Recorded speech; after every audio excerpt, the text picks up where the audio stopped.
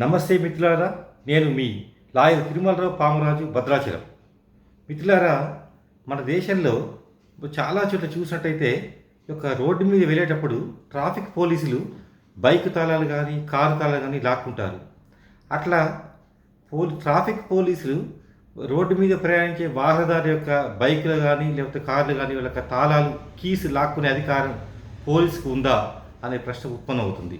మనం చూస్తూనే ఉంటాము, ట్రాఫిక్ పోలీసులు ఏం చేస్తారంటే ముందు ఎక్కడ సిగ్నల్ పాయింట్లు కానీ 4 రోడ్ల కూడల్లో కానీ లేకపోతే చెక్కింగ్ పాయింట్లు కానీ వెహికల్స్ ఆపుతారు.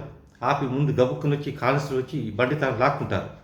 అయితే మిత్రులారా, ఏఎస్ఐ, ఎస్ఐ, తర్వాత అట్లాగే సిఐ స్థాయి ట్రాఫిక్ అధికారులు మాత్రమే మన వెహికల్స్ సంబంధించినటువంటి డాక్యుమెంట్స్ పరిశీలించి ఫైన్ వేసే అధికారం వాళ్ళకే ఉంది.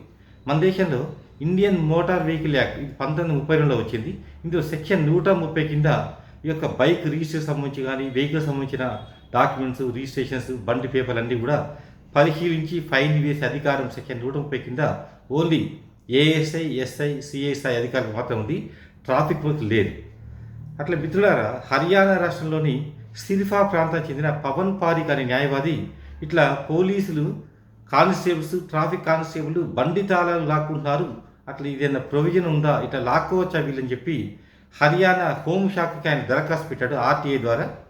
హర్యానా హోంశాఖ వారు ఇలాంటి ట్రాఫిక్ పోలీసులు కానిస్టేబుల్ బైక్ తాళాలు కానీ కారు తాళాలు కానీ లాక్కునే అధికారం వాళ్ళకి లేదు అని చెప్పి స్పష్టంగా చెప్పడం జరిగింది. అదేవిధంగా హోంశాఖ, హర్యానా రాష్ట్రానికి సంబంధించిన హోంశాఖ వారిని కూడా లాయర్ గారు ప్రశ్నించారు ఆర్టీఐ ద్వారా. ఇట్లా బైక్ మీద వెళ్తుంటే, రోడ్ల మీద వెళ్తుంటే గబుక్కుని వచ్చేసి తాళాలు లాక్కుంటున్నారు కానిస్టేబుల్స్, ట్రాఫిక్ కానిస్టేబుల్ అధికారం ఉందంటే లేదు, ఎటువంటి తాళాలు లాక్కునే అధికారం పోలీసులకు లేదు, ట్రాఫిక్ పోలీసులకు అని చెప్పి స్పష్టంగా హర్యానా హోంశాఖ చెప్పడం జరిగింది మిత్రులారా. అయితే బాధ్యత గల పౌరులుగా మనము ఈ ట్రాఫిక్ నియమాలు, ట్రాఫిక్ నిబంధనలు అన్నీ కూడా మనకోసమే కాబట్టి ఖచ్చితంగా మనమంతా వాహనదారులంతా కూడా ద్విచక్ర వాహనదారులు అయితే వారు హెల్మెట్ ధరించాలి. అట్లాగే మిత్రులు కారులో వెళ్తున్న వాళ్ళు సీట్ బెల్ట్ పెట్టుకోవాలి. బైక్కి సంబంధించిన లేదా కారుకు సంబంధించిన రిజిస్ట్రేషన్ పేపర్లు, డాక్యుమెంట్స్, ఇన్సూరెన్స్ కాగితాలు అన్నీ కూడా ఖచ్చితంగా ఉండాలి.